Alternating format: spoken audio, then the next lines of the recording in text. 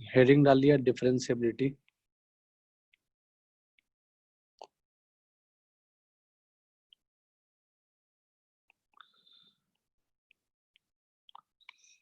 और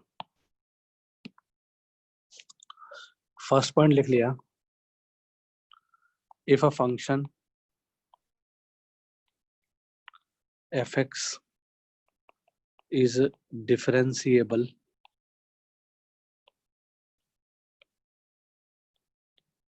at x equals to a,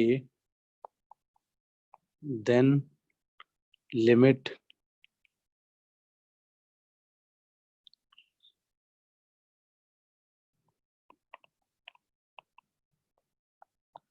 f of x minus f of a upon x minus a exist। ठीक है, अभी लिख लिया ये क्यों एग्जिस्ट करता है, क्या करता है, थोड़ी देर बात समझेंगे। अभी हमने पहले इसको लिख लिया कि इसका वैल्यू एग्जिस्ट करेगा, इसका लिमिट एग्जिस्ट करेगा जब फंक्शन डिफरेंशिएबल होगा। सेकंड पॉइंट लिख लिया, इफ मान लो इसको इक्वेशन 1 बोल दिए, if equation 1 exists then function is called differentiable at x equals to a, and f dash a is equals to limit x tends to a f of x minus f of a upon x minus a। तो इसको बोलते हैं f dash a। ठीक है, इस चीज को क्या बोलेंगे, f dash a बोलेंगे। तो अभी के लिए याद कर लिया क्यों बोलते हैं, क्या बोलते हैं, थोड़ा देर में समझेंगे। तो अभी मेन चीज यही है कि f dash a क्या होता है, limit x tends to a f of x minus f of a upon x minus a। ठीक है,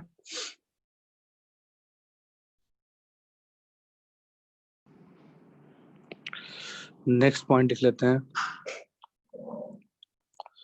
थर्ड पॉइंट। जैसे अभी हमने देखा कि f डैश a को बोल सकते हैं क्या, f of x minus f of a limit x approaches to a, ऐसा कुछ बोल सकते हैं। ठीक है, तो हमने क्या किया कि x माइनस a को h अज्यूम कर लिए, तो x जब 1 हो जाएगा तो h जो है वो 0 हो जाएगा। ठीक है, और x माइनस a को h माने हैं तो x को लिख सकते हैं क्या, a प्लस h। ठीक है, कोई दिक्कत नहीं है। तो यहाँ से बोल सकते हैं f dash a equals to limit h tends to 0 f of a plus h minus f of a upon a plus h minus a। तो plus a minus a cancel हो जाएगा। ठीक है, तो यहाँ से अपने को क्या समझ में आया कि जो f डैश a होता है वो होता है limit h tends to 0 f of a plus h minus f of a upon h। ठीक है, समझ में आया होगा बात। वैसे ही मान लो अगर हम h को माइनस h से रिप्लेस करें, ठीक है,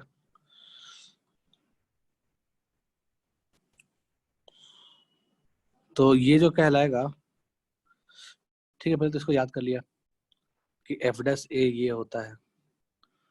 अभी सब एक्सप्रेशन देखने का हैबिट डाल लो दिमाग में, क्या चल रहा है, फिर समझते हैं इसका ज्योमेट्रिकल मीनिंग। तो f dash a equals to limit h tends to 0 f of a plus h minus f of a upon h, ऐसा बोल सकते हैं, कोई दिक्कत नहीं है। ठीक है, ओके,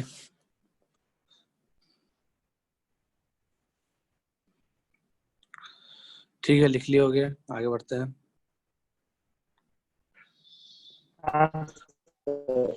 फोर्थ पॉइंट लिख लिया,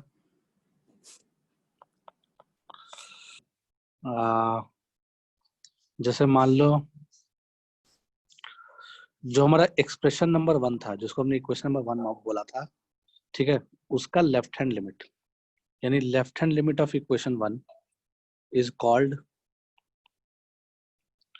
लेफ्ट हैंड डेरिवेटिव, ठीक है, at x equals to a। इसको क्या पढ़ेंगे? इसको पढ़ेंगे left hand derivative of fx at x equals to a, ठीक है। तो एक्सप्रेशन 1 का इक्वेशन 1 का लेफ्ट हैंड लिमिट को लेफ्ट हैंड डेरिवेटिव बोलेंगे। तो left hand derivative is equals to left hand limit of expression 1, equation 1 क्या था? f of x minus f of a upon x minus a, इसी को बोला था हमने, इस वाले x को एक्सप्रेशन 1 बोला था। तो उसकी लेफ्ट हैंड लिमिट निकालने के लिए क्या करोगे? x को a माइनस को अप्रोच कराओगे, ठीक है। तो when x tends to a minus, ऐसा कुछ लिखा हुआ है, तो इसको बोलेंगे left hand derivative of fx at x equals to a। तो इसको ऐसे ही बोल सकते हैं, इसको बोल सकते हैं f dash a minus. f dash a minus का मतलब क्या हो गया? लेफ्ट हैंड डेरिवेटिव, यानी फंक्शन का डेरिवेटिव एट a माइनस, ठीक है। इसको और दूसरे तरीके से कैसे लिख सकते हैं? इसी चीज को हम लिख सकते हैं limit h tends to 0 plus f of a plus h minus f of a minus h, f of a minus h minus f of a upon a minus h minus a, ठीक है।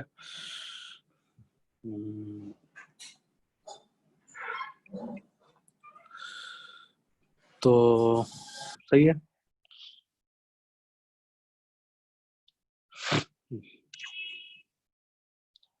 यहाँ से यहाँ ये दोनों cancel हो जाएगा, तो इसको लिख सकते हैं limit h tends to 0 plus f of a minus h minus f a upon minus h, f of a minus h minus f of a upon minus h, ठीक है। या फिर इसको ऐसे ही बोल सकते थे, इसी बात को, limit h tends to 0 minus f of a plus h minus f of a upon a plus h minus a से a कैंसिल, ठीक है। तो बेसिकली ये कैसा दिखेगा? Limit h tends to 0 minus f of a plus h minus f of a upon h। तो एक तरीका तो ये हो गया f डैश a माइनस को लिखने का। f डैश a माइनस क्या हो गया? Left hand derivative, f dash a minus, f dash का मतलब डेरिवेटिव, a माइनस मतलब कि लेफ्ट हैंड, तो लेफ्ट हैंड डेरिवेटिव ये हो गया, या फिर ये हो गया,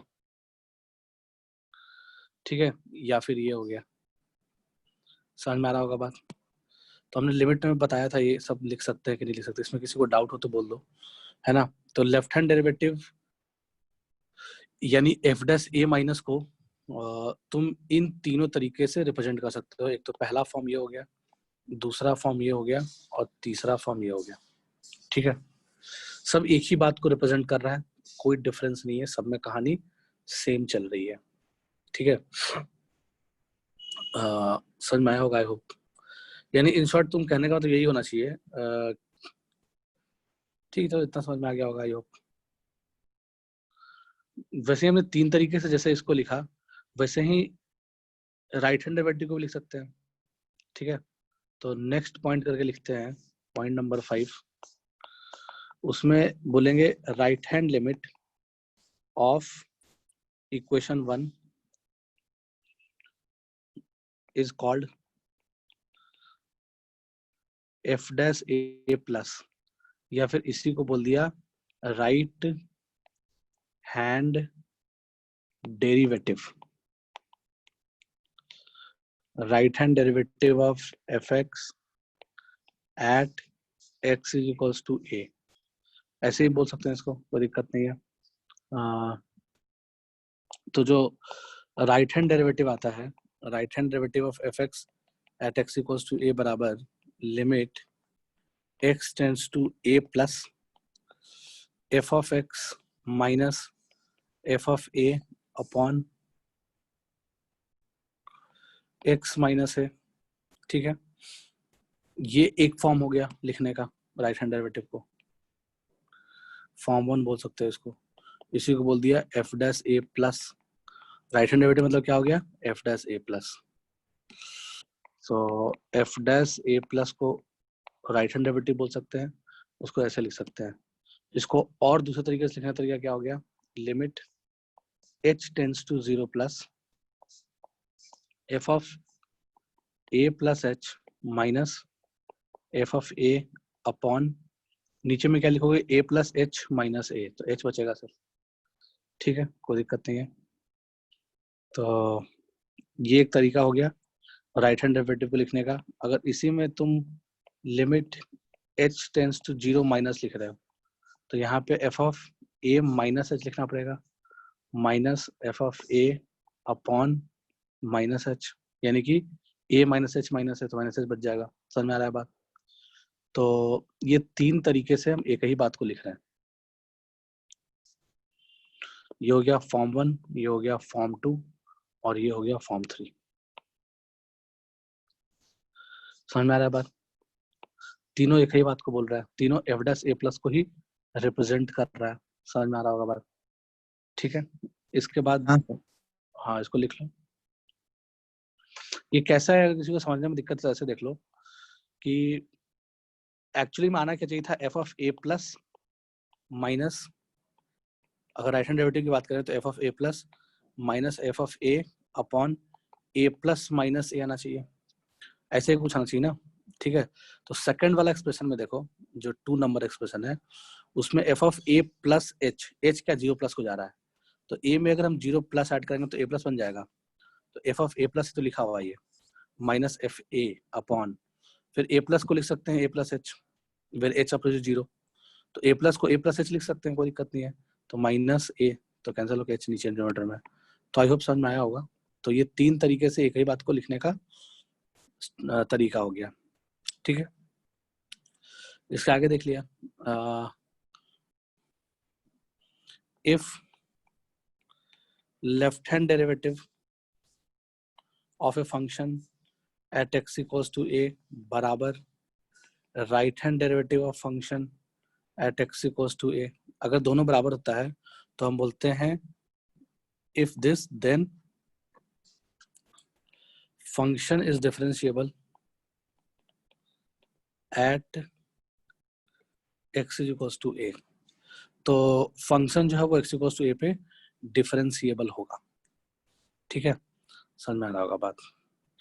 तो अभी तक हमने क्या क्या देखा, अभी तक हमने ये देखा कि अगर हम limit x approaches to a f of x बराबर एग्जिस्ट, मतलब या फिर ऐसे बोले, हाँ f of a minus, sorry हाँ a माइनस बराबर limit x tends to a plus बराबर f ऑफ x, अगर ऐसा लिखा हुआ मिलता था, इट मीन्स इसको बोलते थे left hand limit of F X at X is equals to A, right वाले को बोलते थे right hand limit of F X at X equals to A.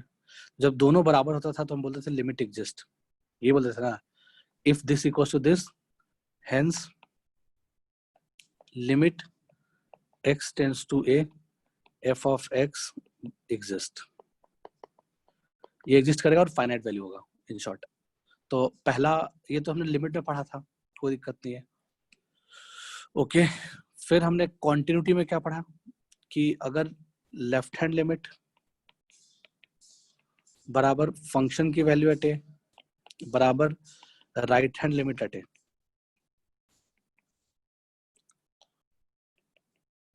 अगर ये दोनों बराबर हो रहा है, राइट हैंड लिमिट ए पे, लेफ्ट हैंड लिमिट फंक्शन का x इक्वल टू ए पे और फंक्शन की वैल्यू ए पे, अगर तीनों बराबर है तो हम बोलते थे F x is continuous at x equal to A. F x is continuous at x equal to A, ये बोला करते थे। ठीक है, तो डिफरेंशियबिलिटी में क्या फायदा हो गया, डिफरेंशियबिलिटी में क्या फर्क पड़ गया भाई? तो डिफरेंशियबिलिटी में भी लिमिट ही निकालते हैं, बट दूसरे चीज का फंक्शन थोड़ा बदल जाता है। तो limit x tends to a minus F of x minus F of A upon X minus A. अगर इस वाले एक्सप्रेशन की लिमिट, इस बार पहले सिर्फ एफ एक्स हुआ करता था, अब ये हो गया, अगर इस वाले एक्सप्रेशन का लिमिट एग्जिस्ट कर गया, यानी कि ये बराबर आ जाए limit x tends to a plus F of x minus F of A upon X minus A. अगर ये एग्जिस्ट कर गया मतलब और दोनों बराबर आ गया, यानी कि इसी को बोलते थे क्या, एफ डैश ए माइनस, और इसको बोलते थे एफ डैश ए प्लस। बोलने का तरीका बदल गया, यानी इसको बोल दिया right left hand limit, left hand derivative. ठीक है, या ऐसे बोल दो लेफ्ट हैंड लिमिट ऑफ क्या, फंक्शन बदल गया, इस बार एफ एक्स नहीं रहा, इसको ऐसे ही बोल सकते हैं। बेसिकली ये क्या लिखा हुआ है, ये लिखा हुआ है left hand limit of F of x minus F of A upon X minus a.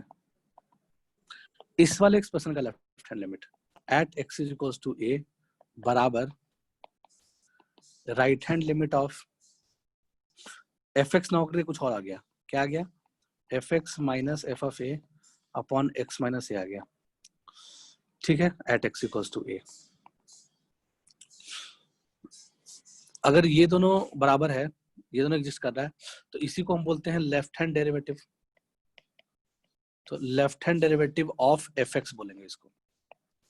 तो left hand derivative F X बराबर right hand derivative of F X at X equals to A, at X equals to A, ये भी at X equals to A.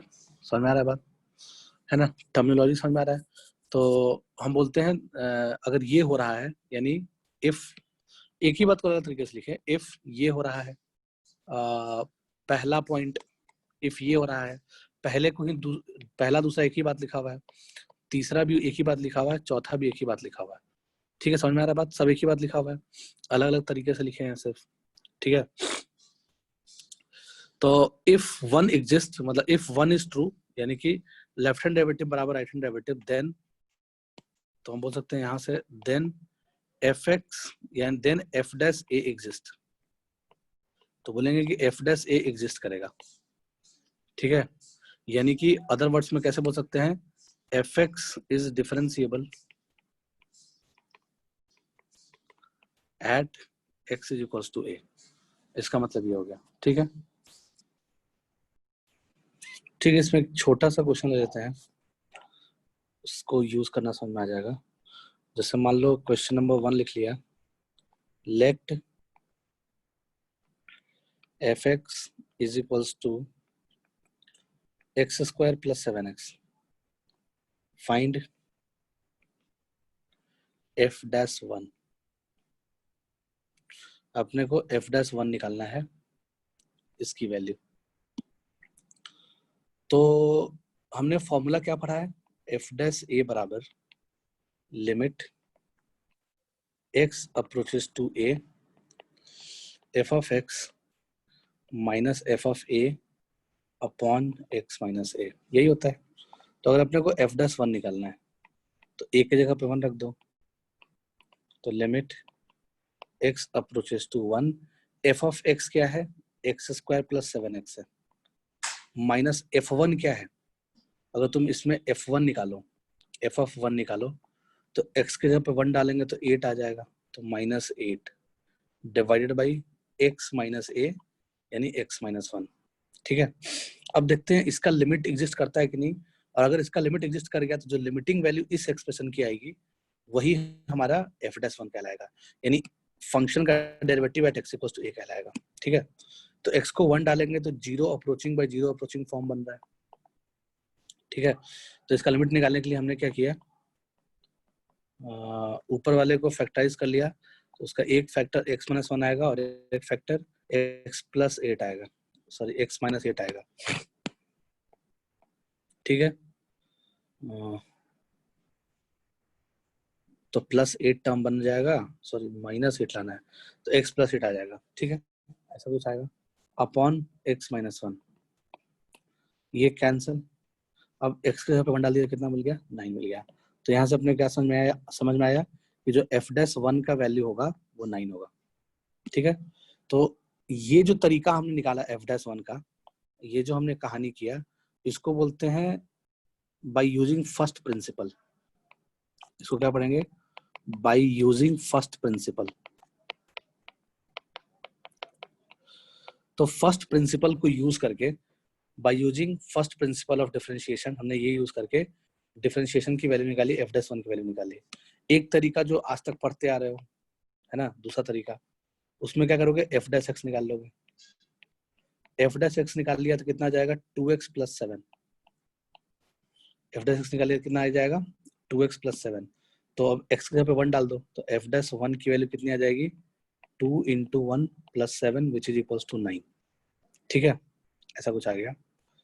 But अब इसमें ध्यान रखने लायक बात ये है कि इस तरीका से अगर तुम कोई भी क्वेश्चन करोगे तो गलती कहाँ पे कर सकते हो सकता है कि फंक्शन डिफरेंशिएबल ही ना हो, है ना, और तुम डिफरेंशिएट कर दो फॉर्मूला लगा के।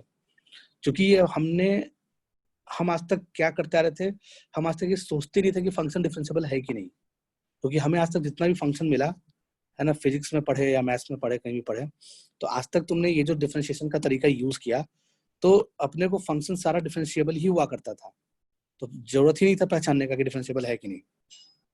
तो हमने सीधे डिफरेंशिएट कर दिया फॉर्मूला लगा के और उसमें वैल्यू डाल दी, आंसर निकल गया।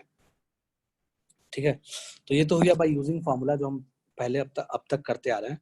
बट अब इस चैप्टर में कुछ ऐसे क्वेश्चंस देखने को मिलेंगे जिसमें हो सकता है कि डिफरेंशिएबल हो ही ना, या हो सकता है कि डायरेक्ट डिफरेंशिएशन करने से अच्छा हो या इजी पड़े लिमिट निकालना इस वाले एक्सप्रेशन का, f(x - fa / x - a), यानी कि अपने पास दो तरीका हो जाएगा। एक तरीका तो हो जाएगा, इट मे बी पॉसिबल कि f(x) इतना कॉम्प्लिकेटेड हो कि उसका डेरिवेटिव निकालना, फॉर्मूला लगा के डिफरेंशिएट करना मुश्किल हो, और इसकी लिमिट निकालना आसान हो, कंपैरेटिवली ये निकालना आसान हो, तो हम फर्स्ट प्रिंसिपल से ही कर लेंगे। समझ में आया बात? ठीक है, तो लिख लो इसको।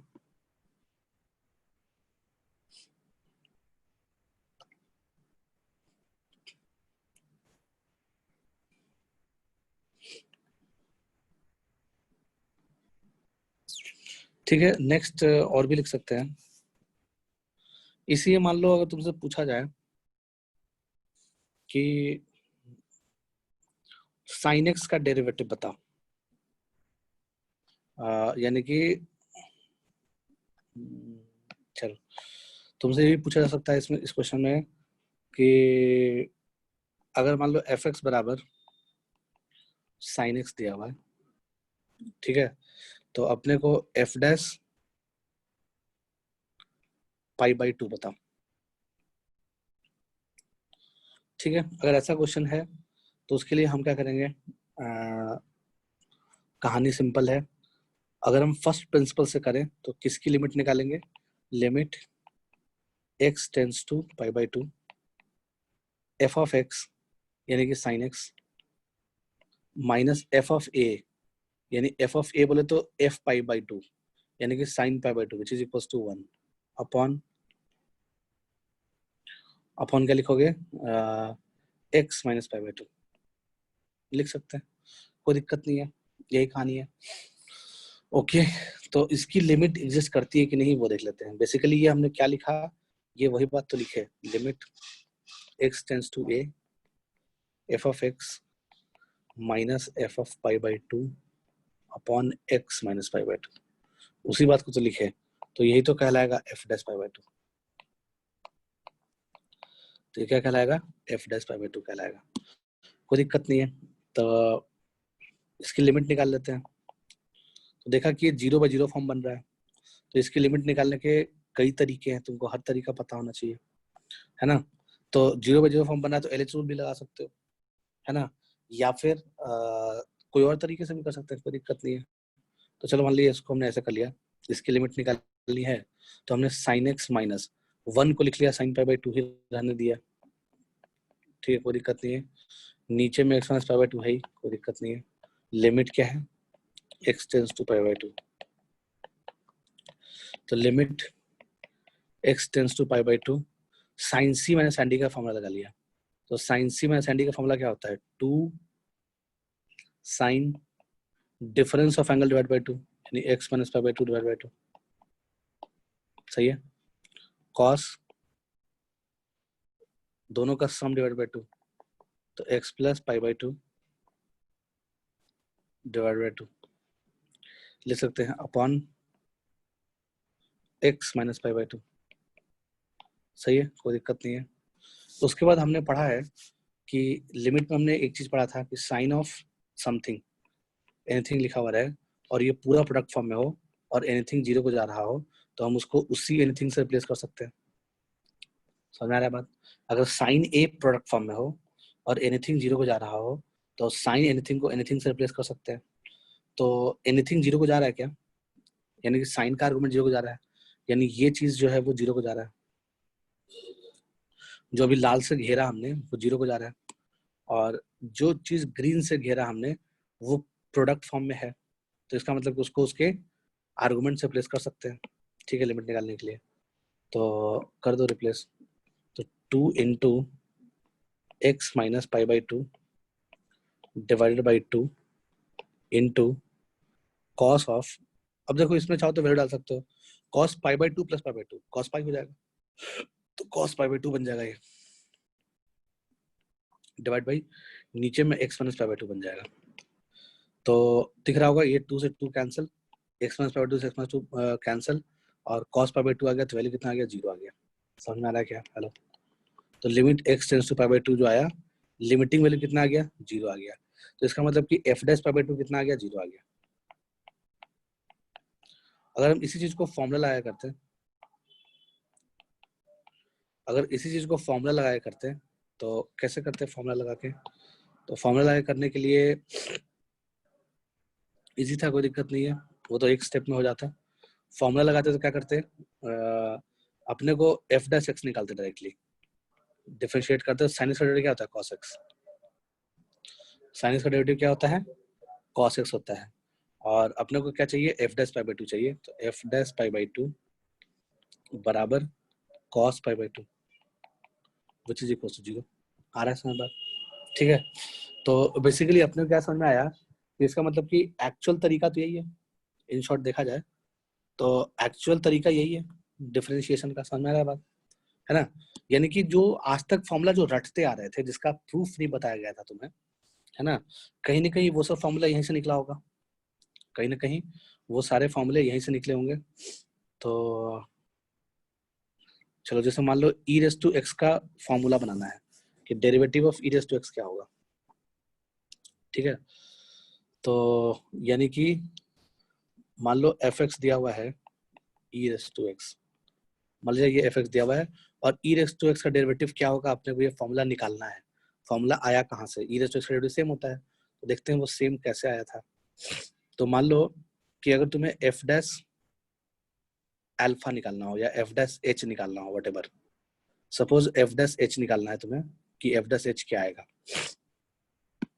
तो तुम क्या कर लोगे, क्या लिखोगे, limit x approaches to h, है ना, यहाँ पे एच से कंफ्यूज नहीं होना है कि एच 0 को जा रहा है या कुछ, है ना, ऐसा कुछ है नहीं, अल्फा ही बोल सकते हैं, कोई दिक्कत नहीं है ना, कंफ्यूजन से हटना है तो अल्फा ही बोल दो, क्या फर्क पड़ता है भाई, एफ डैश अल्फा बोल दो, कोई फर्क नहीं है। तो मान लो एफ डैश अल्फा की वैल्यू निकालनी है तुम्हें, ठीक क्या आएगा, तो हमने क्या किया, limit x approaches to alpha, ठीक है, एफ ऑफ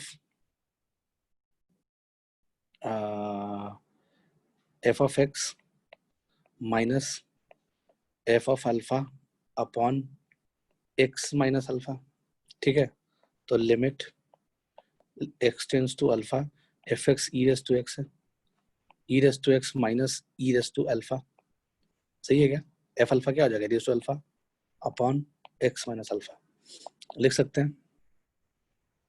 अब इसकी लिमिटिंग वैल्यू निकालनी है अपने को, तो इसकी लिमिटिंग वैल्यू कैसे निकालें? तो हमने ई रेस टू अल्फा लिख लिया, अंदर लिख लिया E raise to x minus alpha minus one, मतलब E raise to alpha common ले लिए, ऐसा कुछ बन रहा होगा, upon X minus alpha. Sir वो n raise to n minus one नहीं कर सकते क्या? क्या ए रेस टू, हाँ कर सकते हो, कर सकते हो। ए रेस टू क्या बोल रहे थे? हाँ वो फॉर्मूला कर सकते हो, बात वही है। उसमें क्या था, A raise to x minus A raise to N upon क्या था वो, ठीक है जैसा भी करना है कर लो, कोई इशू नहीं है। इसमें यहाँ तक पहुंच गए, इसके बाद यहाँ लिमिट क्या था, एक्स अल्फा को जा रहा था, ठीक है। तो हमने पढ़ रखा है एक फॉर्मूला कि E raise to something minus one upon वही समथिंग, यानी ई रेस टू लड्डू अपॉन वही लड्डू नीचे में है, और x के a जाने से लड्डू 0 को जा रहा है, ठीक है। और ये पूरा प्रोडक्ट फॉर्म में है, तो इसकी वैल्यू क्या होती थी, 1 होती थी, याद आ रहा है क्या? हेलो, इसका लिमिटिंग वैल्यू 1 होता है, हमने पढ़ा था। तो इसका मतलब कि अपने को क्या दिख गया कि इसका जो वैल्यू आया ये तो 1 हो गया, ठीक है। तो आंसर कितना आ गया, ई रेस टू अल्फा। जो एफ डैश अल्फा आया वो ई रेस टू अल्फा आया। तो कोई तुमसे बोले कि एफ डैश एच बताओ, तो क्या हो जाएगा, ई रेस टू एच हो जाएगा। कोई बोले तुमसे एफ डैश टू बताओ, तो वो ई रेस टू टू हो जाएगा। कोई बोले एफ डैश एक्स बताओ, तो ई रेस टू एक्स हो जाएगा। हेलो, आया क्या समझ बात? तो इसका मतलब कि एफ एक्स का डेरिवेटिव मतलब ई रेस टू एक्स का डेरिवेटिव क्या, तो ई रेस टू एक्स ही होता है, तो वह यहाँ से निकला होगा फॉर्मूला। हेलो, समझे बात? इसका मतलब कि पूरा का पूरा डिफरेंशिएशन चैप्टर कहाँ से निकला है, निकला सब एक ही जगह से है, फर्स्ट प्रिंसिपल, यानी F X minus F A upon X minus A. तुम कोई भी फॉर्मूला प्रूव कर सकते हो। तुमने आज तक डिफरेंशिएशन के जितने भी फॉर्मूले पढ़े हैं, है ना, उन सारे फंक्शंस का डिफरेंशिएशन क्या होता है वो तुम फर्स्ट प्रिंसिपल से निकाल सकते हो, कोई दिक्कत नहीं है। समझ में आ रहा है बात, है ना? तो और भी निकाल लेते हैं, एक आध क्वेश्चन और ले लेते हैं। ई रेस टू एक्स का निकाल लिए, और किसका निकाले बताओ? लॉग एक्स का डेरिवेटिव क्या होता है, 1 अपॉन एक्स। तो देखते हैं लॉग एक्स का डेरिवेटिव क्या आता है। तो मान लो एफ एक्स जो है वो ln x है, एफ एक्स जो है वो मान लो ln x है, तो अपने को निकालना है एफ डैश एक्स क्या आएगा, सही है। तो हम एफ डैश अल्फा निकाल लेंगे, क्या फर्क पड़ता है भाई, हम एफ डैश अल्फा या एफ डैश ए ही निकाल लेंगे, क्या फर्क पड़ता है, ठीक है। हम एफ डैश ए निकाल लेंगे, और ये ए का कोई फंक्शन आएगा, लाइक ए स्क्वायर या वट कुछ भी आ जाए, प्लस ए क्यूब इस तरह का आ गया, तो इसका मतलब कि हम जहां जहां ए था वहां एक्स लिख देंगे वापस से, ठीक है। लास्ट स्टेप में क्या करेंगे, एफ डैश ए निकालेंगे एज अ फंक्शन ऑफ ए, और फिर जहां जहां एक्सप्रेशन में ए था वहां वहां एक्स से रिप्लेस कर देंगे, तो मान लो X square plus X cube आ गया, कुछ ऐसा बन जाएगा, तो वही एफ डैश एक्स आ जाएगा। तो अगर तुम्हें एफ डैश एक्स निकालना है तो क्या करोगे, एफ डैश ए निकालोगे, ठीक है। फिर लास्ट में ए को एक्स से रिप्लेस कर दोगे, ठीक है। तो हम क्या करेंगे, लिमिट एक्स अप्रोच टू ए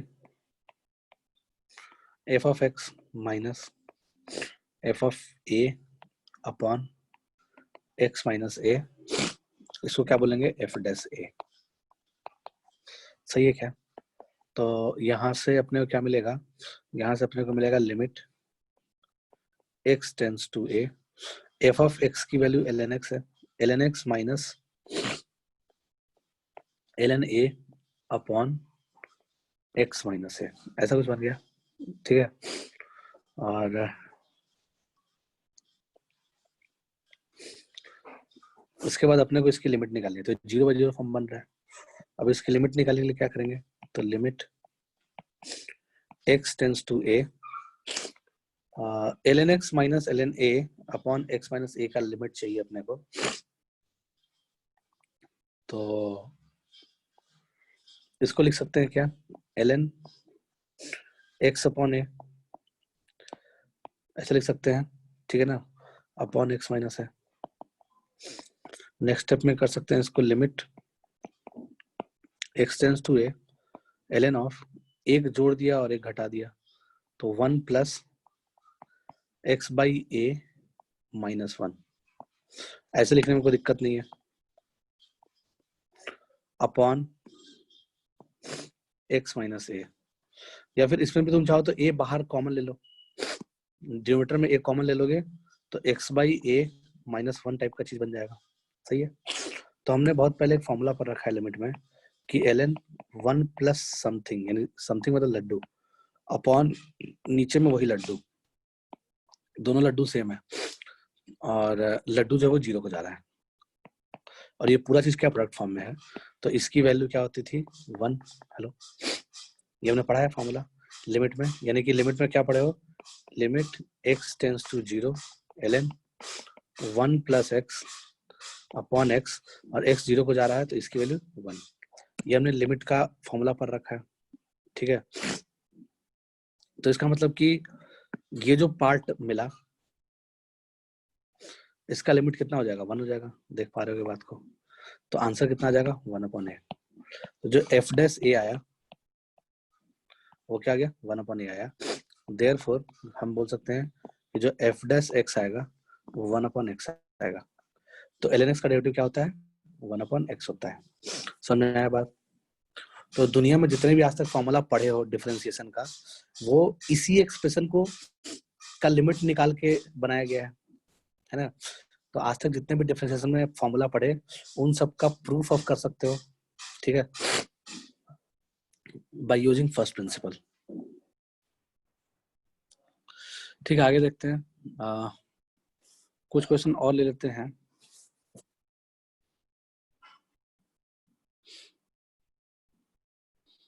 मान लीजिए अपने पास क्वेश्चन दिया हुआ है, find whether F x equals to, इसके दो डेफिनेशन दिया हुआ है। पहला डेफिनेशन दिया हुआ है E raise to x minus 1 upon X, ऐसा कब है when X not equals to 0, और 1 है कब when x equals to 0।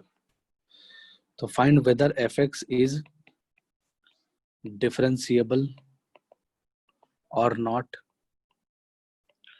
Eight X equals to 0। तो एक्स इक्वल्स टू 0 पे एफ एक्स डिफरेंशिएबल है कि नहीं ये पता करना है। तो उसके लिए कोई भी चीज डिफरेंशिएबल है कि नहीं ये पता करने के लिए हम क्या करते हैं, कौन सी चीज की लिमिट निकालते हैं। तो limit x tends to 0 F of x minus F of A, ऐसे करते हैं ना। तो ए की जगह पे क्या आ जाएगा 0 आ जाएगा अपॉन x माइनस 0। तो ये एक्चुअली में क्या बताएगा एफ डैश 0। तो अगर एफ डैश 0 यानी इस वाले एक्सप्रेशन का लिमिट एग्जिस्ट कर गया, इफ इट एग्जिस्ट तो डिफरेंशिएबल है, अगर ये एग्जिस्ट नहीं किया तो डिफरेंशिएबल नहीं है, ठीक है। अच्छा, कभी फंक्शन का नेचर ऐसा बन गया, इस वाली चीज का नेचर ऐसा बन गया कि तुम्हें डाउट हो कि 0 प्लस पे और 0 माइनस पे अलग अलग वैल्यू आ सकता है, अलग अलग लिमिट आ सकता है, तो अलग अलग निकाल लेंगे। समझ रहा बात। अगर एक ही बार में हो जा रहा है, अलग अलग निकालने की जरूरत नहीं है। लेफ्ट हैंड लिमिट इस एक्सप्रेशन का और राइट हैंड लिमिट इस एक्सप्रेशन का अलग अलग निकालने की जरूरत नहीं पड़ रही है, एक ही बार में काम हो जा रहा है, ठीक है। तो एक ही बार में कर लेंगे, कोई दिक्कत नहीं है।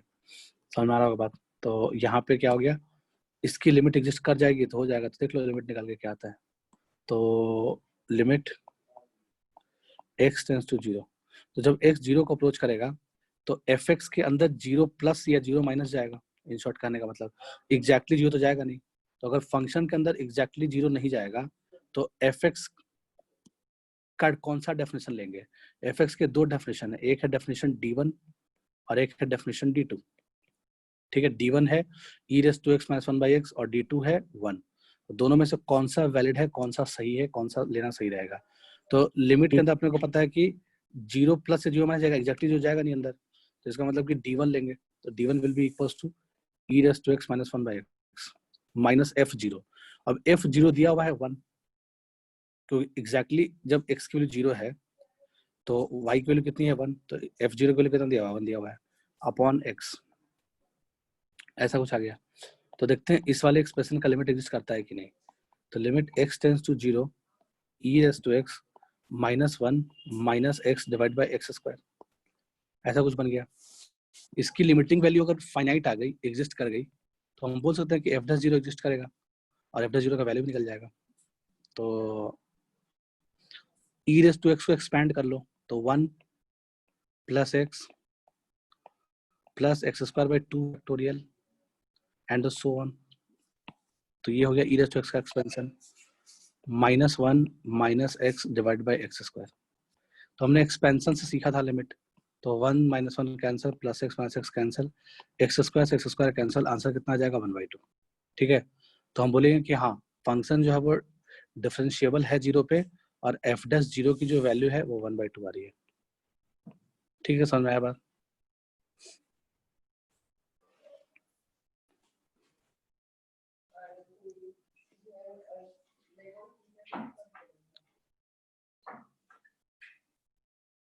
ठीक है, लिख लो। नेक्स्ट नेक्स्ट क्वेश्चन जो है वो दिया हुआ है,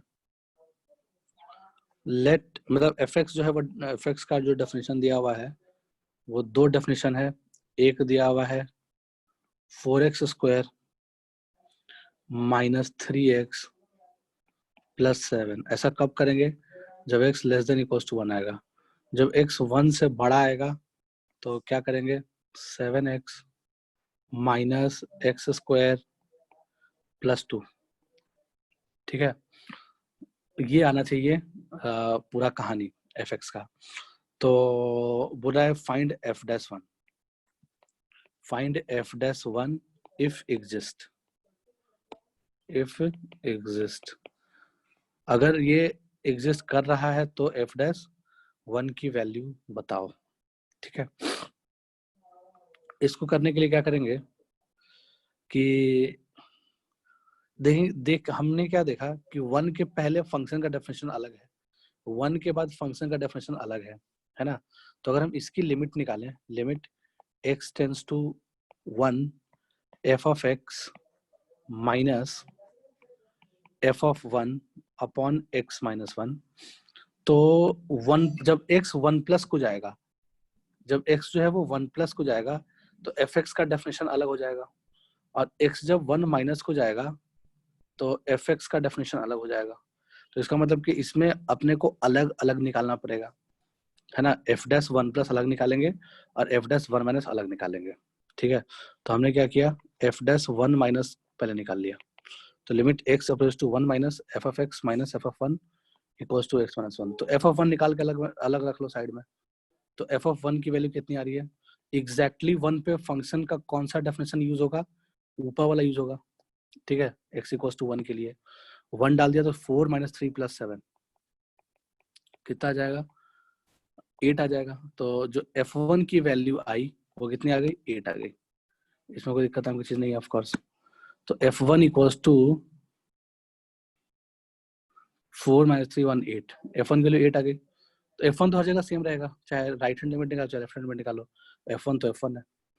तो fx का डेफिनेशन यहाँ बदल जाएगा। fx जगह पे क्या लिखेंगे? Limit x tends to 1 minus 1 minus के लिए हम ऊपर वाला डेफिनेशन यूज करेंगे जब x 1 माइनस को जा रहा होगा। तो 4x square minus 3x plus 7 minus 8, यानी f1 क्या है? -8 अपॉन x माइनस 1। ऐसा पूछा गया। इसकी लिमिटिंग वैल्यू निकाल लो। तो limit x tends to 1 minus 4x square minus 3x, 7 में से 8 गया कितना आ गया? -1 आ गया, अपॉन x माइनस 1। तो which is equals to limit x tends to 1 minus, ऊपर में एक फैक्टर x माइनस 1 आ रहा होगा, फैक्टराइज कर लो, और दूसरा आ रहा होगा 4x plus 1, if I am not wrong. देखो तो सही आ रहा है, -4x प्लस x। ठीक है, अपॉन x माइनस 1, ये कैंसिल हो जाएगा। अब x के जगह पे 1 डाल दो तो वैल्यू कितना आ जाएगा? 5। तो ये जो 5 वैल्यू आया वो किसका वैल्यू आया? एफ डैश 1 माइनस का वैल्यू आया। और एफ डैश 1 माइनस क्या है?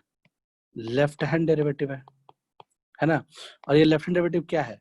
लेफ्ट हैंड डेरिवेटिव इसका लेफ्ट हैंड लिमिट है, जो भी हमने लाल से घेरा उसका लेफ्ट हैंड लिमिट है। समझ में आ रहा है बात? हेलो, आ रहा होगा? ठीक है, हाँ यानी सर। कि हाँ, यानी कि अपने को लेफ्ट हैंड डेरिवेटिव निकल गया। वैसे ही राइट हैंड डेरिवेटिव भी निकाल लेंगे, कौन सा बड़ा बात है।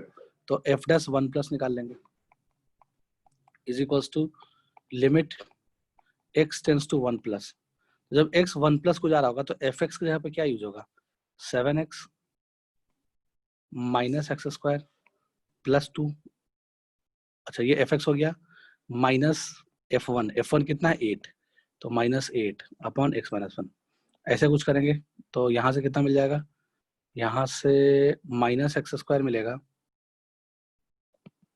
यानी limit of x tends to 1 plus minus x square plus 7x,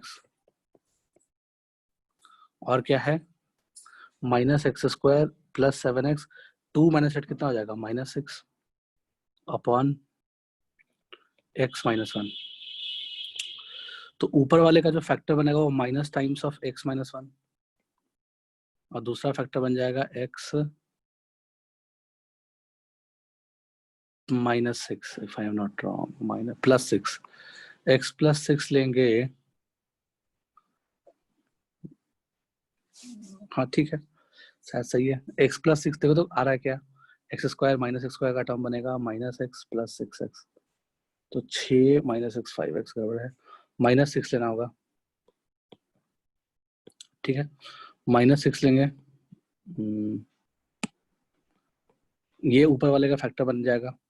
तो देख लो सेम ही चीज लिखा हुआ है जो न्यूमरेटर में लिखा हुआ है, नीचे में x माइनस 1 है, ठीक है ये कैंसल, और लिमिट क्या है x अप्रोचेस टू 1, तो अब x पे 1 डाल दो तो कितना आ जाएगा, 1 माइनस 5 माइनस 5, तो प्लस 5 आ जाएगा। हेलो समझ में आएगा बात, x के जगह पे 1 डाल दिया तो 5, हाँ तो हमने क्या देखा कि लेफ्ट हैंड डेरिवेटिव और राइट हैंड डेरिवेटिव 5 5 बराबर आ गया है ना। तो इसका मतलब कि fx is differentiable at x is equals to a, मतलब x इज इक्वल्स टू 1, तो f डैश 1 का वैल्यू एग्जिस्ट कर गया, और वो जो वैल्यू आएगा वो आ जाएगा 5 के बराबर, तो ये हमारा आंसर है। तो हेडिंग डाल दिया ज्योमेट्रिक एक्सप्लेनेशन ऑफ डेरिवेटिव।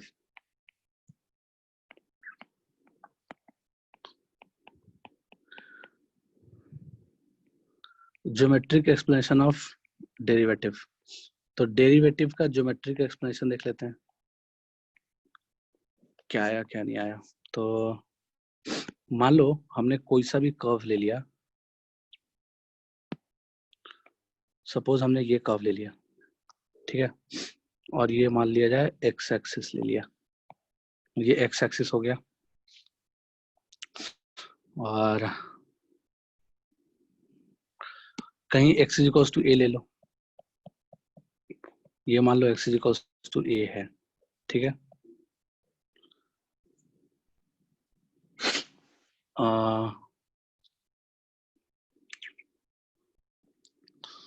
तो इसमें मान लो x की वैल्यू a है, और मान लिया जाए कि हमने h डिस्टेंस दूर गए, हम थोड़ा सा h डिस्टेंस दूर गए, या फिर इसको ऐसे समझ लो और भी अच्छा तरीका है, देखो इसको कैपिटल x मान लो, कैपिटल x एक्सिस बोल दिया, कर्व का नाम है कैपिटल y बराबर f ऑफ कैपिटल x, ये कर्व का नाम है, ठीक है। तो कैपिटल x और कैपिटल y कोऑर्डिनेट्स का नाम है, ना कि स्मॉल x स्मॉल y, ठीक है। और हमने एक पॉइंट ले लिया जिस पॉइंट का नाम दे दिया P, ठीक है, उस पॉइंट का जो मतलब x कोऑर्डिनेट है वो स्मॉल x है, ठीक है। तो जो पॉइंट P का जो कोऑर्डिनेट आएगा, पॉइंट P का जो कोऑर्डिनेट आ जाएगा वो क्या आ जाएगा, हाँ एक काम किया जाए, रुको चलो ठीक है, पॉइंट P का एक्स कोऑर्डिनेट को A ले लिया, फिर एक कहीं दूर पॉइंट Q है, कोई पॉइंट Q है यहाँ पे, पॉइंट Q के एक्स कोऑर्डिनेट को, पॉइंट Q के एक्स कोऑर्डिनेट को हमने स्मॉल x ले लिया, ठीक है। तो पॉइंट P का कोऑर्डिनेट क्या लिख सकते हैं हम, a comma f of a, ये लिखा जा सकता है क्या, पॉइंट P का जो कोऑर्डिनेट है वो a comma f of a लिखा जा सकता है। वैसे ही पॉइंट Q का जो कोऑर्डिनेट है उसको small x comma F of x लिखा जा सकता है। हेलो, समझ में आ रहा है क्या बात? जी पॉइंट, सर। हाँ लिख सकते हैं, बिल्कुल कोई दिक्कत नहीं है। तो जो पी क्यू कॉर्ड है, ये जो पी क्यू कॉर्ड है इसका स्लोप लिखते हैं, ठीक है। तो जो slope of P Q chord आएगा, यानी slope of P Q chord is equals to क्या लिखोगे, y2 minus y1 upon x2 minus x1, ऐसे ही लिखेंगे ना। हेलो, समझ में आ रहा है बात? तो ये पी क्यू कॉर्ड का स्लोप है, ठीक है। फिर हमने क्या किया, Q को मूव करा रहे हैं, Q को मूव करा रहे हैं कर्व के ऊपर और P के नजदीक ला रहे हैं, ठीक है। यानी कि अगर तुम स्मॉल एक्स को, अगर स्मॉल एक्स अप्रोच करेगा किसको, A को, समझ बात? अगर x A को अप्रोच करेगा तो इसका मतलब क्या हो गया कि पॉइंट Q जो है वो P के नजदीक आएगा, समझ में आ रहा बात? तो इसका मतलब कि x जो है वो A प्लस को अप्रोच किया, x जो है वो A प्लस को अप्रोच किया। चलो पहले हम x को A प्लस को अप्रोच कराएं, तो x अगर A प्लस को अप्रोच कर रहा होगा तो पॉइंट Q जो है वो यहाँ पहुंच गया होगा। यानी कि स्टेप वाइज मूव करा के दिखाते हैं, तुम्हें ज्यादा समझ में आएगा। स्टेप वाइज मूव कराएंगे तो यहाँ पे चलो Q1 पॉइंट आ गया होगा, यहाँ पे Q2 पॉइंट आ गया होगा, यहाँ पे Q3 पॉइंट आ गया होगा। तो जैसे जैसे स्मॉल एक्स जो है वो x की A की तरफ जा रहा है, जैसे जैसे स्मॉल एक्स जो है वो A की तरफ जा रहा है, पॉइंट Q जो है वो P के नजदीक जाते जा रहा है, समझ में आ रहा है बात? तो नजदीक जाते जाते एकदम नजदीक में मान लो यहाँ पे आ गया Q4, ठीक है। तो अब जो PQ4 का जो स्लोप आएगा, यानी PQ4 का लाइन यही बनेगा। हेलो, PQ4 लाइन कौन सा बनेगा, ये लाइन बनेगा। क्या समझ पा रहे हो बात को? हेलो, हाँ सर। हाँ, इसी को बोलेंगे सीकेंट PQ4 बोल सकते हैं ना। इसको क्या बोलेंगे, सीकेंट। सीकेंट मतलब क्या हो गया, अगर उसको जूम करके देखो तो कर्व कुछ ऐसा दिख रहा होगा, यहाँ पे पॉइंट P होगा और उसके जस्ट पड़ोसी में पॉइंट है Q4। तो PQ4 को जब ज्वाइन करेंगे तो इसको सीकेंट बोलते हैं। मतलब कॉर्ड के एक्सटेंशन को, यानी कि कॉर्ड को दोनों साइड इन्फाइनाइटली बढ़ा दो, कॉर्ड को दोनों साइड इनफाइनाइटली बढ़ा देते हो तो जो लाइन बोलता है उसको सीकेंट बोलते हैं, ठीक है।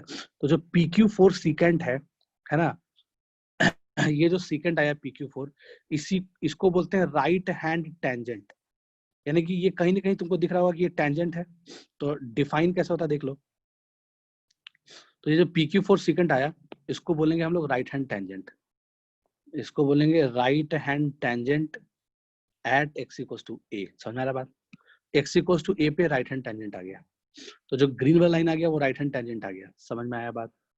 ठीक है, आ रहा होगा समझ बात? तो जब x a प्लस को अप्रोच करेगा, जब x a प्लस को अप्रोच करेगा तो यानी कि हम उसी एक्सप्रेशन को कैसे लिख लिए, limit x tends to a plus f of x minus f of a upon x minus a। तो ये जो पूरा एक्सप्रेशन है ये किसका स्लोप बताएगा, ये slope of right hand tangent आएगा क्या? हेलो, समझ में आ रहा होगा बात? इसको बोलेंगे slope of right hand tangent. तो ये राइट हैंड टेंजेंट का स्लोप आ गया। जैसे ही x a प्लस को अप्रोच करने लगा तो अपने को राइट हैंड टेंजेंट का स्लोप मिल गया। पहले वो कोई भी कॉर्ड PQ का स्लोप था, अब जब x जो है वो a के करीब पहुंच गया और राइट साइड से करीब पहुंचा तो ये राइट हैंड टेंजेंट का स्लोप आ गया। समझ में आ रहा है बात? वैसे ही मान लो x लेफ्ट में होता, मान लो x जो है वो लेफ्ट में होता कहीं पे, मतलब कैपिटल X बराबर x लेफ्ट में होता, डायग्राम बनाने की जरूरत नहीं, समझ में आ रहा होगा तुम्हें बात? अगर कैपिटल X बराबर x अगर लेफ्ट में पॉइंट होता, यानी Q डैश यहाँ पे होता सपोज, तो Q डैश या फिर R बोल देते हैं इसको, चलो R बोल देते हैं। सपोज R यहाँ पे होता, कैसे बनाओ ये, चलो येलो से बना देते हैं, समझ में आ जाएगा। तो x बराबर x मान लो यहाँ पे होता, x बराबर x यहाँ पे होता, तो यानी कि पॉइंट R इसको बोलते। तो जब स्मॉल x जो है वो a माइनस को अप्रोच करता, यानी जब x जो है वो a माइनस को अप्रोच करता, तो अभी PR स्लोप ये है जो हमने येलो स्लोप बनाया दिख रहा होगा, PR कॉर्ड, ठीक है ना। तो PR कॉर्ड का स्लोप भी क्या लिखते हैं, यानी कि स्लोप ऑफ PR क्या लिखते हैं, है ना। तो जो क्यू का कोऑर्डिनेट होता है वही आर का कोऑर्डिनेट होता है, कोई फर्क थोड़ा पड़ने वाला है। तो स्लोप ऑफ पी आर भी सेम चीज आता है, क्या आता है, F of x minus F of A upon X minus A. ठीक है, तो ए के एक्स के ए माइनस अप्रोच करने से, यानी इस बार लेफ्ट हैंड साइड से अप्रोच कर रहा है। ठीक है, तो एक्स के ए माइनस अप्रोच करने से आर पॉइंट कहाँ पहुंच गया होगा, पी पॉइंट के एकदम लेफ्ट में। जैसे मान लो ये पी पॉइंट है, पी पॉइंट के एकदम करीब में पहुंच गया होगा, लेफ्ट में करीब में पहुंचा होगा R point, sorry R point left में करीब में पहुंच गया होगा। तो जब पी आर को ज्वाइन करेंगे तो अपने को जो लाइन मिलेगा उसको लेफ्ट हैंड टेंजेंट बोलेंगे। समझ में आ रहा है बात? ठीक है, तो जब एक्स ए माइनस को अप्रोच कर रहा होगा, स्लोप ऑफ पी आर तो सेम चीज आ जाएगा। और एक्स जब ए माइनस को अप्रोच किया तो जो अपने को जो पी आर फोर कह सकते हो या आर वन आर जो भी है, जो पी आर डैश या वटेवर जो भी है, जो पी आर सीकेंट है उसका जो स्लोप मिला अपने को, है ना, ये जो लाइन मिला, ये जो येलो से लाइन बनाया हमने, इसको क्या बोलेंगे, इसको बोलेंगे लेफ्ट हैंड टेंजेंट। ठीक है, तो यानी कि slope of left hand tangent is equals to, क्या लिख सकते हैं, slope of left hand tangent is equals to limit x tends to a minus f of x minus f of a upon x minus है। Hello, आ रहा है समझ बात? तो slope of right hand tangent को ही राइट हैंड डेरिवेटिव बोलते हैं, slope of left hand tangent को ही हम लेफ्ट हैंड डेरिवेटिव बोलते हैं। आ रहा है समझ में बात? Slope of right hand tangent को ही हम राइट हैंड डेरिवेटिव बोलते हैं, और slope of left hand tangent को ही हम लेफ्ट हैंड डेरिवेटिव बोलते हैं। समझ में आया पूरी कहानी, है ना? तो अब देखो किसी पॉइंट पी पे टेंजेंट एग्जिस्ट कब करेगा? अगर तुमसे कोई पूछे कि when tangent at point P exist, जब दोनों लाइन का स्लोप बराबर हो। जैसे हमने एक बना लिया, एक इस तरह से बना लेते हैं सपोज,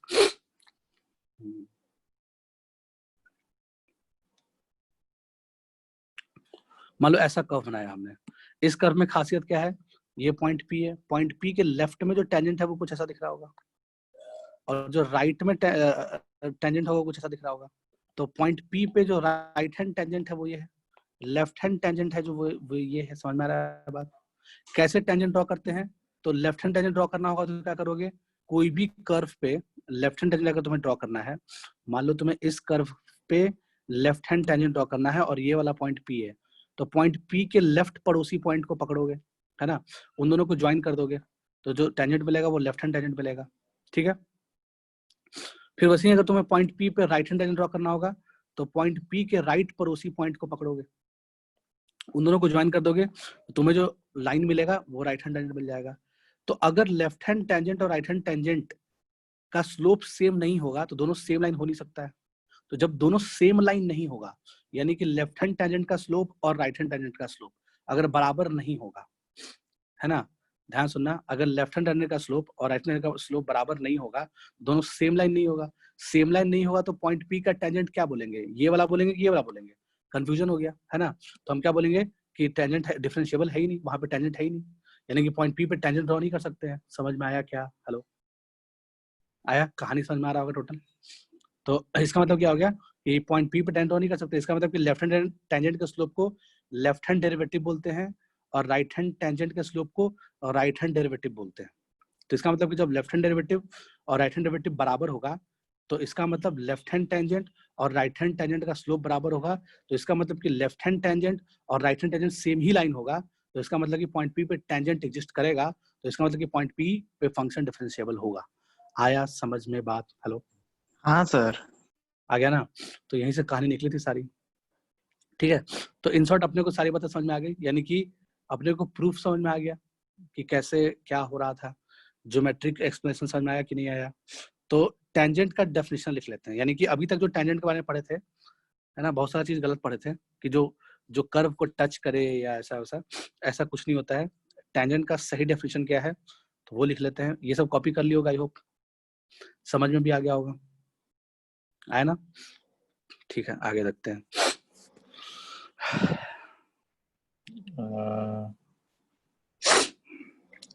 तो हम बोलेंगे क्या बोलेंगे, टेंजेंट का डेफिनेशन क्या बोलेंगे, tangent is the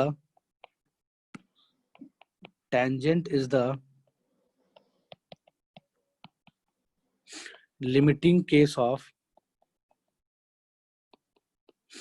tangent is the limiting case of secant.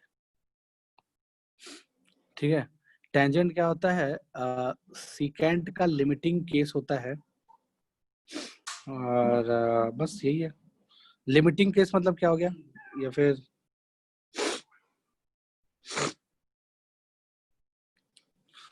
Limiting case of secant tangent होता है। मतलब क्या समझ में आया, मतलब ये समझ में आया कि अभी पॉइंट ए पे सीकेंट ड्रॉ किए, तो कैसे ड्रॉ करोगे। लिमिटिंग केस का मतलब क्या हो गया, एक ए बी सीकेंट है, ए बी क्या है, ये ए बी होने बना दिया, ठीक है, तो ये ए बी क्या है, सीकेंट है। तो लिमिटिंग केस ऑफ सीकेंट का मतलब क्या हो गया कि जब बी पॉइंट ए के काफी करीब आ गया, तब जो सीकेंट बन रहा होगा उसी सीकेंट को टेंजेंट बोलते हैं इन शॉर्ट, ठीक है। इसलिए मैं शॉर्ट में ऐसा लिखवा दिया, हालांकि ये सही अंग्रेजी नहीं है लिखने का, आप अपने हिसाब से समझ लेना, ठीक है। बट जस्ट याद करने के लिए कि ये सब गलत फहमी है कि जो छू के चला जाए, कर्व को जो टच करे वही टेंजेंट होता है, ऐसा नहीं है। Tangent is the limiting case of secant, बस इतना याद रख लिया, बाकी तो समझ में आ गया क्या होता है क्या नहीं होता है। तो हम कुछ डायग्राम्स बनाएंगे और तुम बताना कि डिफरेंशिएबल है नहीं है, ये सब बातें बताना, ठीक है। चलो क्वेश्चन शुरू करते हैं, ये सब लिख लिए होगे तो चलो डायग्राम नंबर 1। डायग्राम नंबर 1 में मान लो ऐसा डायग्राम है, ऐसा डायग्राम बनाया हमने सपोज, या फिर कैसे बना सकते हैं, कोई दिक्कत नहीं है। तो मान लो कि ये लेफ्ट हैंड टेंजेंट दिखा रहा है, शायद ये एक्स एक्सिस है, ये लेफ्ट हैंड टेंजेंट दिखा रहा है, ये राइट हैंड टेंजेंट दिखा रहा है, ठीक है। ये एंगल 45 बना रहा है, ये एंगल 60 बना रहा है, ठीक है। नहीं है डिफरेंशिएबल। हाँ, तो फंक्शन को क्या बोलेंगे, नॉन डिफरेंशिएबल बोलेंगे। मतलब हम ये नहीं बोल रहे थे, हम सिंपली इसमें पूछ रहे हैं कि लेफ्ट हैंड डेरिवेटिव बताओ क्या होगा। ये मान लो पॉइंट ए है, तो पॉइंट ए पे लेफ्ट हैंड डेरिवेटिव निकालेंगे तो वो कितना आ जाएगा, tan 45, हेलो जी sir. Which is equals to 1, सही है। अगर राइट हैंड डेरिवेटिव निकालें ए पे, तो वो positive x axis angle slope कैसे निकालते हैं इस लाइन का, तो ये आ जाएगा 120 डिग्री, ठीक है। तो tan of 120 degree, tan of 120 degree बराबर कितना हो जाता है, -√3, सही है क्या, हेलो। तो इसका मतलब क्या हो गया, हाँ इसका मतलब क्या हो गया, slope of left hand tangent अलग आ गया, इसको बोल सकते हैं slope of left hand tangent, इसको बोल सकते हैं slope of right hand tangent. दोनों अलग अलग आ गया, सेम नहीं है, दोनों लाइन सेम नहीं है, तो इसका मतलब कि therefore fx is non differentiable at x is equals to a, मतलब एट पॉइंट ए, ऐसे x इक्वल्स टू a नहीं, उसका तो x बताया ही नहीं है, तो नॉन डिफरेंशिएबल एट पॉइंट ए, ठीक है, समझ में आया बात, कोई दिक्कत नहीं है। देखो एक केस ऐसा भी आता है, सेकंड डायग्राम बना लेते हैं, तो सेकंड डायग्राम में मुझे बताना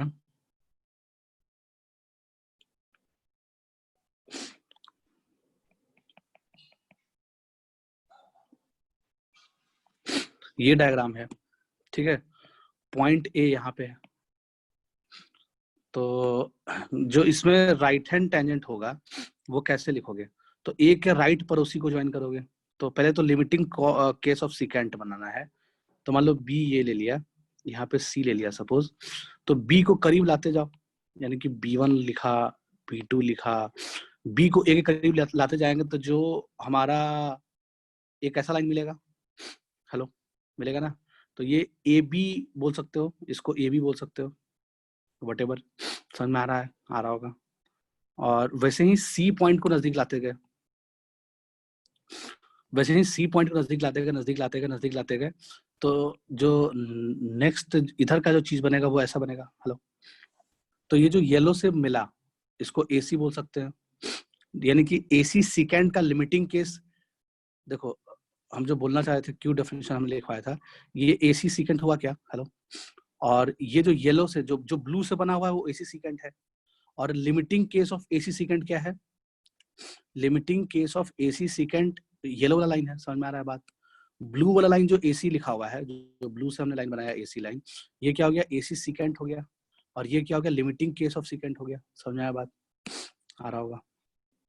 तो हमने क्या हाँ देखा सर। यहाँ पे, हाँ, तो अगर इसमें पूछा जाए कि बताओ राइट हैंड टेंजेंट क्या है या राइट हैंड डेरिवेटिव क्या है एट पॉइंट ए, तो वो slope of A B tangent, तो वो क्या हो जाएगा, अनडिफाइंड, 90 डिग्री है। tan 90 बोलोगे ना, हेलो, समझ में आ रहा होगा। हॉरिजॉन्टल 90 डिग्री बना रहा है, ये एक्स एक्सिस है मान लो, ठीक है। तो एकदम वर्टिकल लाइन है, ए बी क्या है, वर्टिकल लाइन है, ए सी भी वर्टिकल लाइन है, तो इसका स्लोप क्या बोलोगे, अनडिफाइंड। हेलो, स्लोप बोल दिया अनडिफाइंड। वैसे अगर हम बोले लेफ्ट हैंड डेरिवेटिव क्या होगा, left hand derivative eight point ए एफ एक्स का, वो भी अनडिफाइंड। हेलो, समझ में आ रहा होगा बात, है ना। तो राइट हैंड डेरिवेटिव भी अनडिफाइंड आ गया, लेफ्ट हैंड डेरिवेटिव भी अनडिफाइंड आ गया, है ना। तो हम क्या बोलेंगे, since since derivative does not exist, कह सकते हो अनडिफाइंड मतलब क्या, डज नॉट एग्जिस्ट हो गया, क्योंकि tan स्लोप क्या हो गया, अनडिफाइंड हो गया, तो मतलब लिमिट एग्जिस्ट नहीं किया, इन शॉर्ट करने का मतलब, है ना। तो therefore fx is non differentiable, therefore fx is non differentiable, fx क्या है, नॉन डिफरेंशिएबल है एट पॉइंट ए। तो पॉइंट ए पे fx क्या है, नॉन डिफरेंशिएबल है, बट टेंजेंट एग्जिस्ट, क्योंकि टेंजेंट एग्जिस्ट करने के लिए कंडीशन क्या है, लेफ्ट हैंड टेंजेंट और right hand tangent same line होना चाहिए, है ना। तो भले ही स्लोप अनडिफाइंड हो गया, बट लाइन तो सेम है ना। हेलो, समझ में आ रहा बात, but tangent at A exist. तो यही एक ऐसा केस है जिसमें फंक्शन नॉन डिफरेंशिएबल होगा बट टेंजेंट एग्जिस्ट करेगा। बाकी जितना भी केस है उसमें अगर फंक्शन डिफरेंशिएबल होगा तो टेंजेंट एग्जिस्ट करेगा, यानी कि अगर टेंजेंट एग्जिस्ट करेगा तो फंक्शन डिफरेंशिएबल होगा। बट इस केस में टेंजेंट एग्जिस्ट करने के बावजूद तो जो बीसी लाइन है वो टेंजेंट है, जो तुम्हें येलो और ग्रीन मिला के एक ही स्ट्रेट लाइन बन गया, तो वही टेंजेंट है। तो टेंजेंट एट ए एग्जिस्ट किया but function is non differentiable. समझ में आया बात, आ गया होगा। तो फंक्शन को नॉन डिफरेंशिएबल अगर पूछे कि फंक्शन डिफरेंशिएबल है या नॉन डिफरेंशिएबल है, तो हम बोलेंगे फंक्शन नॉन डिफरेंशिएबल है बट टेंजेंट एग्जिस्ट करता है पॉइंट ए पर। तो तुम देखोगे कि तुम्हारा जो भ्रम था कि ऐसा कोई लाइन, यानी कि टेंजेंट कौन सा लाइन बन गया, यानी कि टेंजेंट हमारा ये लाइन बन गया, तो ये तो ब्लैक वाले कर्व को कट कर गया। तो आज तक जिंदगी में जो पढ़ाया गया या क्लास 10 तक जो भी पता नहीं क्या क्या पढ़े कि ऐसा कोई भी लाइन जो कर्व को टच करे वो टेंजेंट होता है उस कर्व का, तो गलत बात था। ये तो यहाँ तो कट कर रहा है, समझ में आया क्या, आ रहा है कि नहीं आ रहा है, बट टेंजेंट है कि नहीं। तो जरूरी नहीं है कि कोई लाइन अगर कर्व को कट कर जाए तो वो उसका टेंजेंट नहीं हो सकता है, हो सकता है टेंजेंट, कोई कट करने वाला लाइन भी टेंजेंट हो सकता है। और भी केस ले लेते हैं, ठीक है, लिख लिए होगे, चलो और भी कहानी ले लेते हैं। एक और डायग्राम बना लिया इसी तरह का, जैसे y equals to x cube curve का तो डायग्राम बना आता ही है तुम लोगों को बनाने, है ना। y equals to x cube curve का डायग्राम जो होता है वो कुछ ऐसा होता है।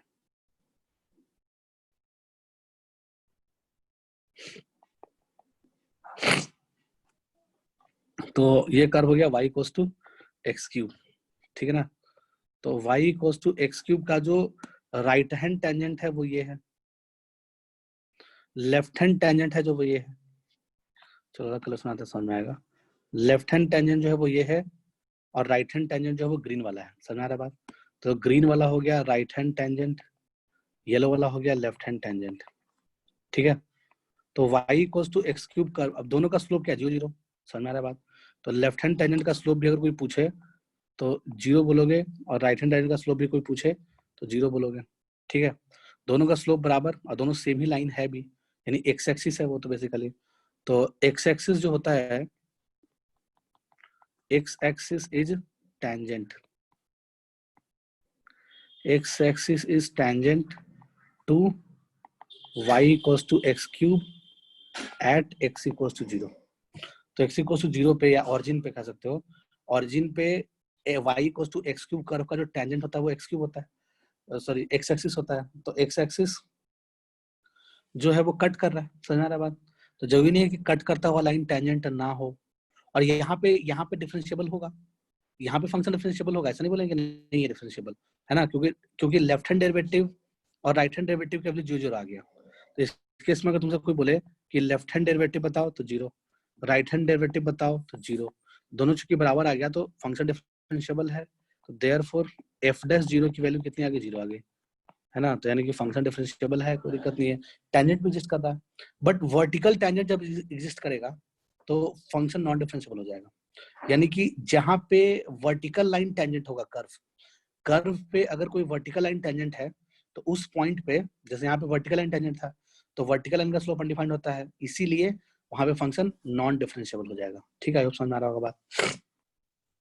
और क्या डायग्राम बन सकता है? ठीक है, ये सब लिख लिया होगा, आगे बढ़ते हैं।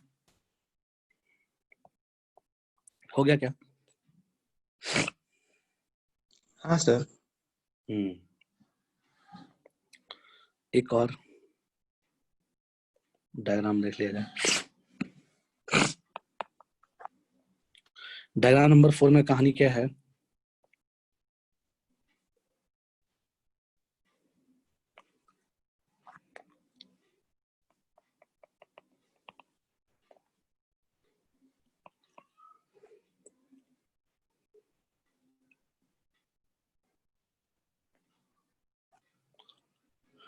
तो ये हॉरिजॉन्टल लाइन है और ये भी हॉरिजॉन्टल लाइन है। ठीक है, समझ आ रहा है बात? तो यानी कि जो येलो से लाइन बनाया हमने उसका स्लोप भी 0 है, जो ग्रीन से लाइन बनाया हमने उसका भी स्लोप 0 है। ठीक है, और पॉइंट ए जो है वो ये है। तो पॉइंट ए पे फंक्शन डिफरेंशिएबल है या नॉन डिफरेंशिएबल है? हेलो,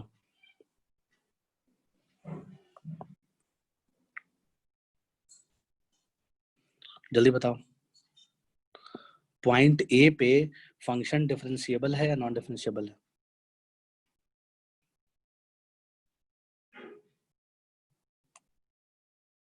बताओ जी, बोल नहीं रहा। चलो चैट में लिख के बताओ जल्दी से। डिफरेंशिएबल वाले जिसको लग रहा है कि डिफरेंशिएबल है वो y लिखेगा, जिसको लग रहा है डिफरेंशिएबल नहीं है वो n लिखेगा, यानी yes no, yes for y। जिसको डिफरेंशिएबल लग रहा है वो यस लिखो चैट में, और जिसको नहीं लग रहा है वो y लिखो, जल्दी लिख के भेजो। तो फंक्शन जो है वो यहाँ पे नॉन डिफरेंशिएबल होगा। ठीक है, नो डाउट जो ग्रीन वाला जो हमने बनाया लाइन, ये लेफ्ट हैंड टेंजेंट कहलाएगा, बट येलो से जो लाइन बनाया था this is not right hand tangent, ये नहीं है राइट हैंड टेंजेंट, है ना।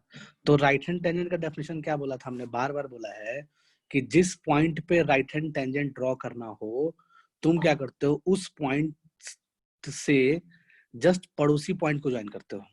तो पॉइंट ए का राइट पड़ोसी पॉइंट कौन सा होगा, कर्व पे, है ना। यही करते थे ना, जैसे मान लो पॉइंट ए यहाँ पे है, तो अगर तुम्हें राइट हैंड टेंजेंट ड्रॉ करना है तो पॉइंट कर्व पे ए के जस्ट राइट में एक पॉइंट ढूंढते थे, कर्व के ऊपर ए के राइट में पॉइंट ढूंढते थे, सबसे नजदीक पॉइंट। तो मान लो बी है, तो ए बी को जब ज्वाइन कर दिए, ए बी को जब ज्वाइन कर दिए तो उसको एक्सटेंड कर दिया, तो ये जो लाइन मिला इसको राइट हैंड टेंजेंट बोला करते थे। ठीक है, समझ आ रहा होगा बात? तो मुझे बताओ पॉइंट ए का राइट पॉइंट कौन सा है कर्व पे, पॉइंट ए का जस्ट राइट पॉइंट। ठीक है, पॉइंट ए का जस्ट राइट पॉइंट जो कर्व पे मिलेगा वो कौन सा पॉइंट मिलेगा, ये पॉइंट मिलेगा क्या, हेलो, यहाँ मिलेगा ना। समझ में आ रहा है कि नहीं आ रहा है? तो इसका मतलब कि हाँ, तो इसका जो जस्ट राइट वाला पॉइंट होगा कुछ ऐसा होगा, समझ में आ रहा होगा बात, है ना। ये तो हमने ऐसा डायग्राम बनाया तो ये 90 डिग्री नहीं लग रहा, बट रियलिटी में ये बिल्कुल वर्टिकल है, क्योंकि रियलिटी में इतना करीब होगा वो, यहाँ पे भले ही ओपन बबल है बट नंबर लाइन पे सिर्फ एक ही पॉइंट तो नहीं है, नंबर लाइन पे सिर्फ एक, यही वहां यहाँ पे ओपन बबल है, ऊपर में फील्ड बबल है, ऊपर में यहाँ पे फील्ड बबल था, नीचे में यहाँ पे ओपन बबल है।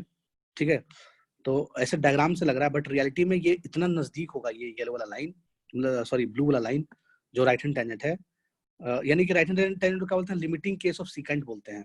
तो ए के पड़ोस में एक पॉइंट मान लो यहाँ पे बी है सपोज, तो बी को करीब लाओ।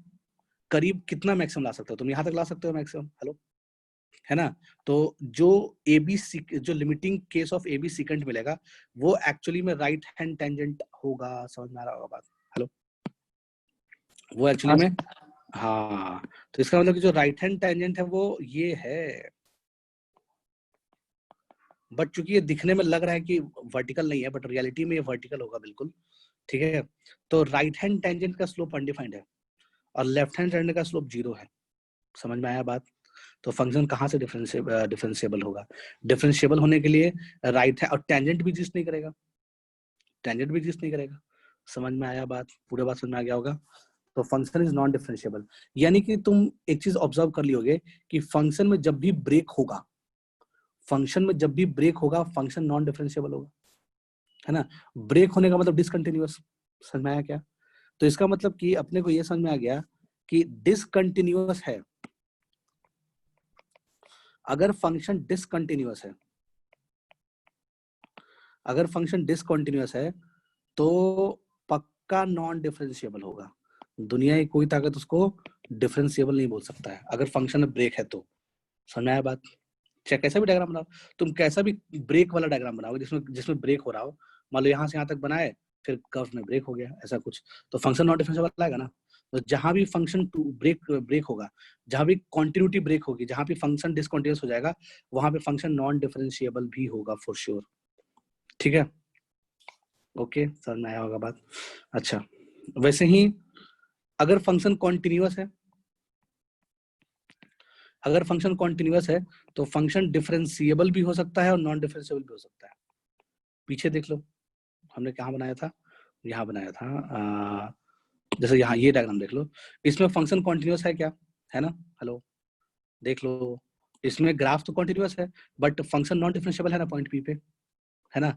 y बराबर एफ ऑफ एक्स कर्व देख लो, तो है तो कॉन्टिन्यूअस, कहीं ब्रेक नहीं आया कर्व में, तो फंक्शन कॉन्टिन्यूअस है, बट कॉन्टिन्यूअस होने के बावजूद भी नॉन डिफरेंशिएबल है।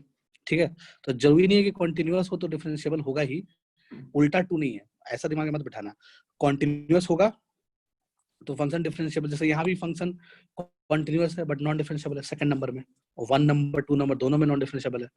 समझ में आया बात? जबकि फंक्शन कॉन्टिन्यूअस है, आ रहा है समझ में बात? तो कॉन्टिन्यूअस फंक्शन डिफरेंशिएबल भी हो सकता है, नॉन डिफरेंशिएबल भी हो सकता है।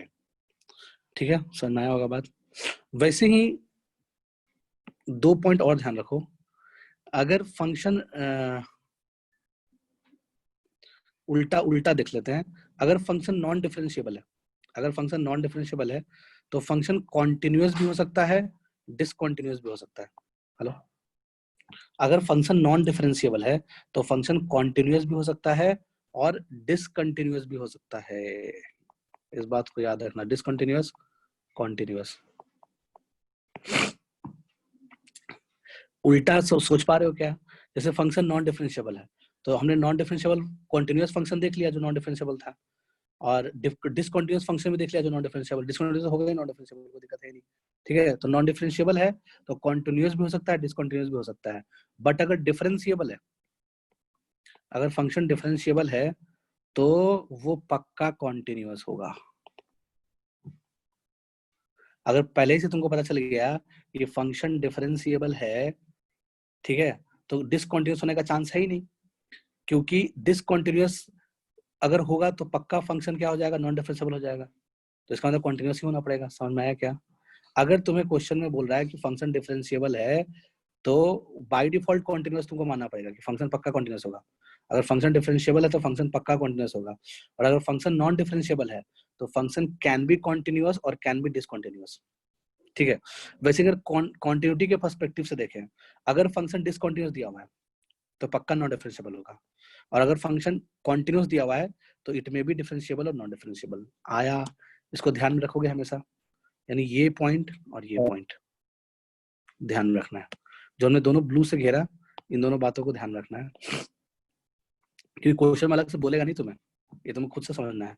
अगर फंक्शन डिसकंटिन्यूअस बोल दिया तो ऐसा नहीं कि तुम डिफरेंशिएबल मान के चल रहे हो उसको, डिसकंटिन्यूअस मतलब पक्का नॉन डिफरेंशिएबल है, सोचने की बात ही नहीं है ना? तो वो बोलेगा नहीं कि क्वेश्चन वाला कि अलग से नॉन डिफरेंशिएबल है, ऐसा नहीं बोलेगा। वैसे ही अगर फंक्शन डिफरेंशिएबल बोल दिया, अगर फंक्शन डिफरेंशिएबल बोल दिया तो कॉन्टिन्यूअस नहीं बोलेगा क्वेश्चन कि कॉन्टिन्यूअस है, तो मैं खुद ही सोच रहा कि फंक्शन कॉन्टिन्यूअस होगा ही तभी तो डिफरेंशिएबल है। आ रहा है समझ में बात? ठीक है, ये चारों बातें ध्यान में रख लिए। ओके सही है। तो डायग्राम नंबर 4 था, उसमें लेफ्ट हैंड टेंजेंट का जो स्लोप है, या यूं कहें कि लेफ्ट हैंड डेरिवेटिव जो आएगा वो कितना आ जाएगा, left hand derivative will be 0 but right hand derivative undefined. Hello, undefined बोलो या फिर does not exist, minus infinity बोल सकते हो, व्हाटएवर बोलना है, जो बोलना है बोल दो, माइनस इनफिनिटी बोल सकते हो। तो F dash A does not exist, अगर एक्स इक्वल्स टू ए ये लाइन है तो F dash A does not exist, क्योंकि अलग अलग आ गया, खैर बोलने जो था ही नहीं। ठीक है, चीजें समझ में आ गई।